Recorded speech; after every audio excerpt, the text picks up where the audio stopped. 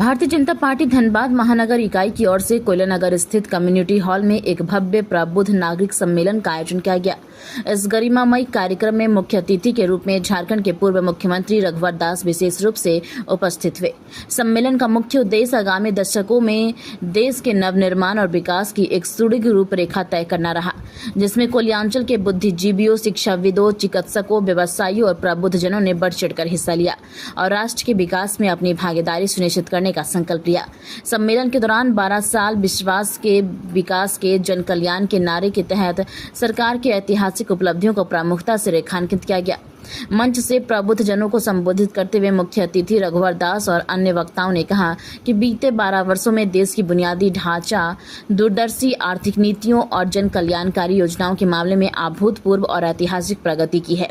नेताओं ने जोर देकर कहा कि आज भारत वैश्विक पटल पर है, एक मजबूत आर्थिक शक्ति बनकर उभरा है। इसी अटूट विश्वास और जनता के सहयोग के बल पर अब आगामी दशकों के बड़े लक्ष्यों को हासिल करने और देश को आत्मनिर्भर बनाने की मजबूत नींव तैयार की जा रही है। इस भव्य सम्मेलन में भाजपा के कई दिग्गज नेताओं की गरिमामय उपस्थिति रही, जिसमें मुख्य रूप से धनबाद के सांसद डुल्लू महतो और धनबाद के वरिष्ठ विधायक राज सिन्हा सहित क्षेत्र के कई वरिष्ठ नेता और पदाधिकारी शामिल हुए। देश के अंदर आज तक कभी नहीं हुई थी। आजादी के बाद कांग्रेस पार्टी की सरकार रही, लेकिन कांग्रेस पार्टी की सरकार ने यहाँ के पढ़ने का विकास के नाम पर कुछ नहीं किया। यहाँ तक कि कश्मीर को भारत का अंग होते हुए भी कांग्रेस के कुछ प्रयासों के चलते आज हम देख रहे हैं कि जम्मू कश्मीर तक, श्रीनगर तक शांति की सवारी वंदे भारत से जा रहे हैं। विश्व का सबसे ऊंचा पुल, सबसे कठिन चिनाब नदी का यहाँ तक कि चंद्रयान 3 के द्वारा विश्व में पहला देश भारतवर्ष बना जिसने चांद के दक्षिण। कल इरफान अंसारी सरकार आए थे, उन्होंने कहा कि भाजपा ही नमक खाते हैं झारखंड का और चुनाव जिताते हैं गुजराती को। ये लोग पैसे पर बिक गए हैं। इरफान अंसारी के बातों का सब हल्के में लेते हैं। उनके बाद का अभी राज्यसभा चुनाव में वो पिटे, राज्यसभा चुनाव में वे पिटे, बावजूद उसके चेहरे पे जरा भी शर्म तो है नहीं। और उल्टा चोर कोतवाल को डांटने वाले को कहावत है, भोजपुरी में हम बोलेंगे नहीं, लेकिन बेहया को क्या बोलते हैं तो वो सब लोग जानते हैं, इसलिए बहुत बात नहीं है। इरफान अंसारी की क्या बोलते हैं नहीं बोलते हैं, उनका दाल भात है, खूब बात। अच्छा सर, एक सवाल है मेरा। रघुवर दास जी के कार्यकाल में पिछली बार झारखंड पुलिस और दरोगा की बहाली आई थी, अब उसके बाद आप 10 मैसेज देने का काम किया गया धनबाद वासियों को, और एक तरह से आप लोगों ने विकास का खाका दिखाया और जिस तरह से अपने समय में जो विकास की नींव रखी थी वो कहाँ तक सफल हुआ और उसमें कहाँ कुछ कमी लगेगी सरकार आगे चीजों को नहीं पूरा नहीं कर। 12 वर्षों में आदरणीय प्रधानमंत्री मोदी जी के नेतृत्व जो जन सेवा, सुशासन और गरीब कल्याण के जो काम हुए अकल्पनीय और अद्वितीय है। विकास और विरासत माइक ऊपर कीजिए के संगम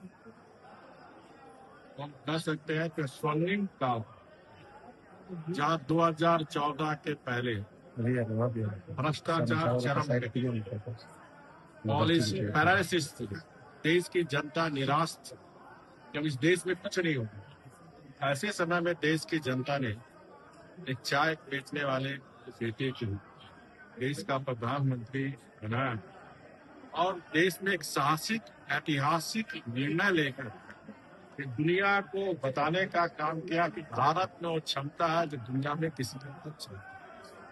और 370 धारा जो वर्षों से डॉक्टर साहब देशवासी का 270 धारा समाप्त हुआ, 3 तलाक कानून समाप्त हुआ, 35% इलेक्शन, विधानसभा, लोकसभा, नारी शक्ति बंधन अधिनियम पास हुआ, परिसीमन के दाम लागू होने का काम। इसी तरह गरीब कल्याण की योजना है, कांग्रेस पार्टी नारा देती थी गरीबी हटाओ, लेकिन इन 12 वर्ष में आदरणीय मोदी जी जो स्वयं एक गरीब परिवार से, उन्होंने गरीब कल्याण योजना चलाकर चाहे वो 81 करोड़ गरीब को 5 किलो मुफ्त अनाज हो, चाहे आयुष्मान 5 लाख रुपया निःशुल्क इलाज का मामला हो, चाहे उजला गैस सिलेंडर देना हो, या फिर घर घर नल जल, ये सारी गरीब कल्याण योजना लागू करके 25 करोड़ लोग गरीब को आज गरीबी रेखा से। जहां तक हम देश की अर्थव्यवस्था की बात करें, 2000 जब प्रधानमंत्री मोदी जी नहीं बने थे, देश की दुनिया में अर्थव्यवस्था 10वीं अर्थव्यवस्था हुई। इन 12 वर्ष में मोदी जी के नेतृत्व में आज 5वीं अर्थव्यवस्था, जो ब्रिटेन 200 वर्ष हम पर राज किया था, हम पर शासन किया था, उसको पछाड़ते हुए आज 5वीं अर्थव्यवस्था और बहुत जल्द हम 3री अर्थव्यवस्था। इसी तरह आतंकवाद की घटना हो चाहे उग्रवाद, आपने देखा झारखंड में भी 2014 उग्रवाद से ग्रसित, डबल इंजन की सरकार में झारखंड ही उग्रवाद मुक्त नहीं हुआ, बल्कि देश में जो 126 जिले आज उग्रवाद लगभग से। आतंकवाद में भी दुनिया ने देखा हमारी सैन्य शक्ति को, हमारे नेतृत्व को, कि अगर कोई आतंकवाद हमारे देश पर हमला करेगा, उसके घर में चाहे सर्जिकल स्ट्राइक हो, एयर स्ट्राइक हो, चाहे ऑपरेशन सिंधु। इस तरह 12 वर्ष की जो विवरणी है, ये 141 का सपना का विकास का यात्रा है। ये यात्रा हमें निरंतर चलाते रहनी है और तब तक जब तक 2047 तक भारत विकसित भारत। सर, ये राज्यसभा चुनाव अभी हुआ, संपन्न हुआ, आप